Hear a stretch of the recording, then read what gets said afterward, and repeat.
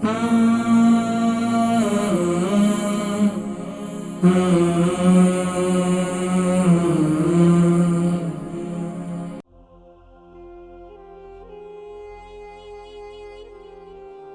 نہیں آتی مجھے وظیفہ بتا دیں۔ السلام علیکم ورحمۃ اللہ وبرکاتہ۔ وعلیکم السلام۔ السلام علیکم۔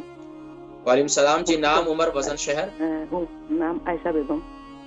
عائشہ بیگم عمر کہاں سے کال کر رہی ہیں؟ عمر 47۔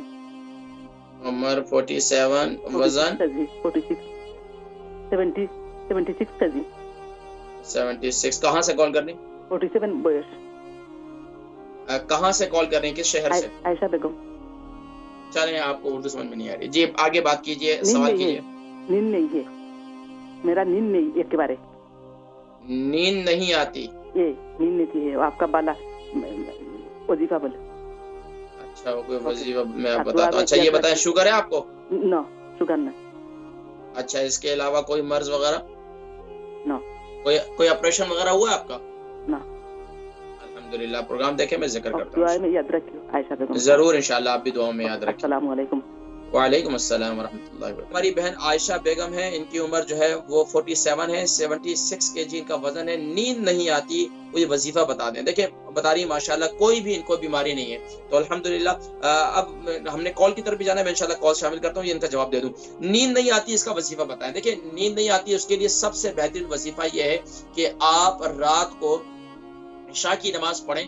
عشاء کی نماز پڑھنے کے بعد یعنی کہ آپ کو جلدی سونے کے سارے مشورہ دیں گے، لیکن آپ کو صبح جلدی اٹھنا ہے۔ صبح دیر سے اٹھنے والا کبھی بھی اس کو رات کو جلدی نیند نہیں آتی، یا رات کو دیر سے نیند، یا رات کو دیر تک بیچارہ کروٹ لیتے رہتے، اس کو نیند نہیں آتی۔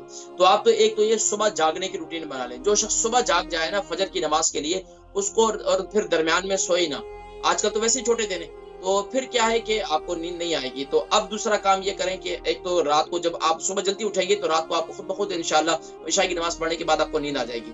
لیکن اب ایسی کیفیت ہے تو آپ کیا کریں کہ سر پر جو ہے وہ لے لیں، یہ کدو کا تیل لے لیں، کھوپرے کا تیل لے لیں، سرسوں کا تیل لے لیں، اور اس کے ساتھ ساتھ زیتون کا تیل لے لیں۔ یہ 3 تیل لے لیں، اور اس کے اندر جو ہے آپ اول آخر درود شریف کے بعد 100 مرتبہ سورہ فاتحہ اس پر تیل پر دم کر کے اپنے سر پر لگائیں، دوسرا اپنے جو ہے وہ گردن پر لگائیں، اور تیسرا یہ ہے کہ زیتون کے تیل سے اپنے پاؤں کا مساج کریں، صرف زیتون کے تیل سے، صرف زیتون کے تیل سے اپنے پاؤں کا مساج کریں۔ مساج کریں گے انشاءاللہ بالکل ٹھیک ہو جائے گا۔